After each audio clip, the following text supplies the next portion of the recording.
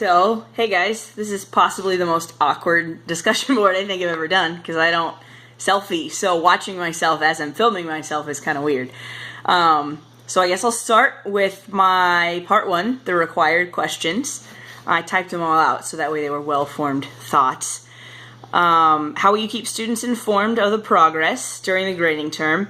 So ironically, this actually happened in the class that I was observing today. He passed back the test and they did a little bit of a review, but at the end of each test, when he grades them, he goes through and sees which questions the majority of the students in his different classes got wrong, and then goes over those answers and explains why the answers were what they were, or clears up any questions that anybody had. And both classes actually got the exact same 4 questions wrong on the test. So he cleared up any miscommunications that there were while passing back the test and telling them to hold on to it, so that way they got to see their own grades and they got to have the chance to see what mistakes they made and then the opportunity to retake a test. So I thought passing it back and reviewing just the select few questions that everybody got wrong was a really, really good idea.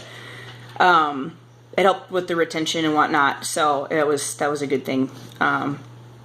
So the next one, how will achievement be monitored and recorded during the grading period? So in the past, I've used different forms of like a tracking method, I guess.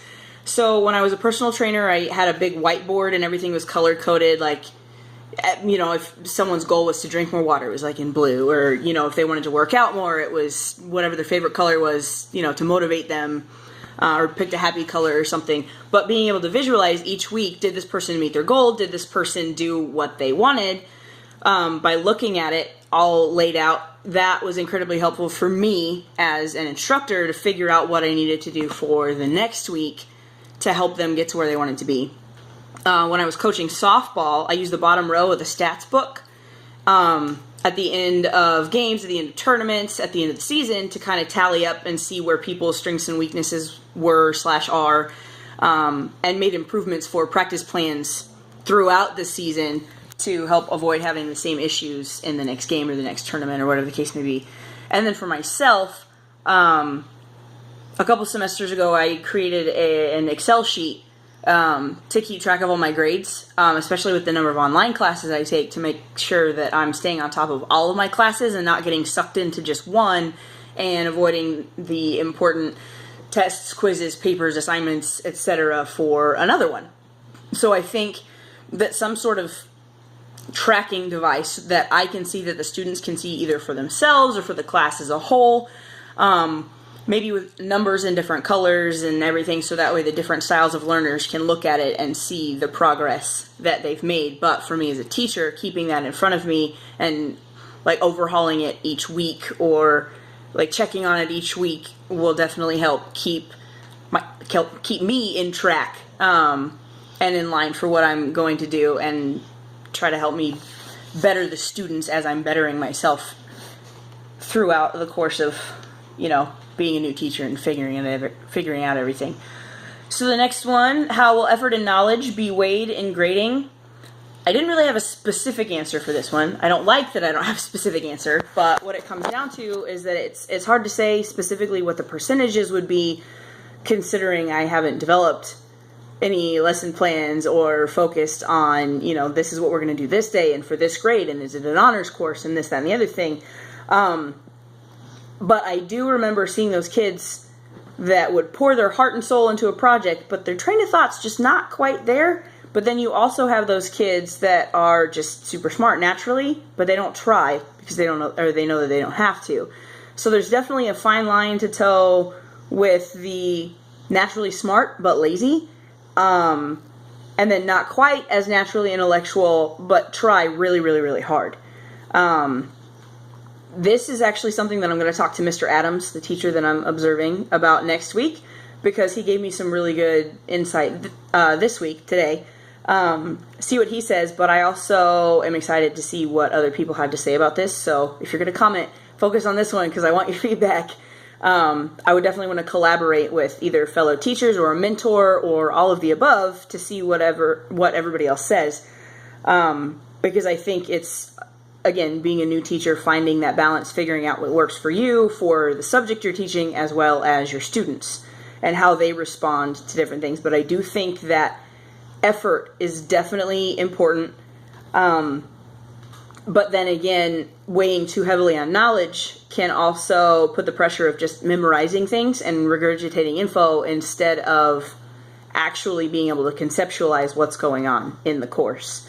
So I like this question because it's making me think. And I think this will be something that I'll continue to think on even after this unit is over, because I think it's one of those things that we can continually adapt and change as future educators.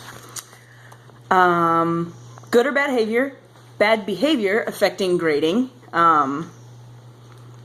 So deducting points because a kid's a pain in the keister, probably tempting, but I don't think that behavior should necessarily affect the grade. Well, it definitely shouldn't affect the grade that the child gets if they actually know the content, but they're just acting out.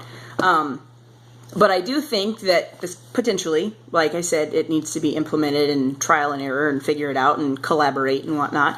But a lot of teachers will take an attendance grade, and the attendance grade will be, okay, if you show up to class, you get a point, 10 points, whatever, however it's weighted. So maybe you get X number of points for showing up in class and doing everything that's expected of you, and then a certain number of points gets deducted for each time you're disruptive, because being disruptive might not only affect you, but it could affect your class members. So having some sort of standard for being able to keep the bad behavior to a minimum, obviously, that's what all teachers want, but letting the students know that it's important, because they're not just affecting themselves, they're affecting everyone and the learning environment. So some sort of incentive, the whole the external motivation, extrinsic motivation, maybe a small portion of the grade, 10 points a day, 5 points a day, whatever the case may be, and then deduct for each time that something goes wrong, so that way they understand that it's not just about what you can put on paper, it's also about how you conduct yourselves. The choice questions, the last one stood out to me specifically. Why do learning objectives and standards have to be in alignment, and how can teachers ensure that they're aligned? Basically, it comes down to effort, and this one stood out to me because of the discussions that we've all been having about the Sizer readings in Horace's Compromise, about how some teachers lose sight of what they need to focus on and when they need to focus on it, and if they want to put more focus on one class instead of another. Because if they're not in alignment, then what we are giving to the students it's not going to line up with what they are supposed to be learning, because we haven't given them the info that they need. And if you don't give them the info they need, how can you expect them to know it? So everything has to be lined up in order to make it a conducive learning environment. But effort, staying on top of things and keeping yourself accountable, just like you expect your students to keep themselves accountable, and how you keep them accountable for their work and test dates and, turning in projects and doing quizzes and writing assignments, etc., etc. Being able to keep yourself on track for what you need to focus on and what you need to be providing the students to give them their best opportunity. So effort. Sizer makes a big deal, or maybe the class has just made a big deal about that because it stood out to all of us, about how teachers a lot of times will get frustrated and pick one area that they want to focus on because it's the easiest, or they'll just recycle stuff that's old even if the information needs updating. So instead of getting dragged down, stay on your toes, use a flow chart, whatever it is that you use, that's what I would use. And make sure that you are doing your job, so that way the students can essentially do their jobs. I think that's it. I can't really do a concluding paragraph in a video, so this is my concluding paragraph. Hope to see lots of comments.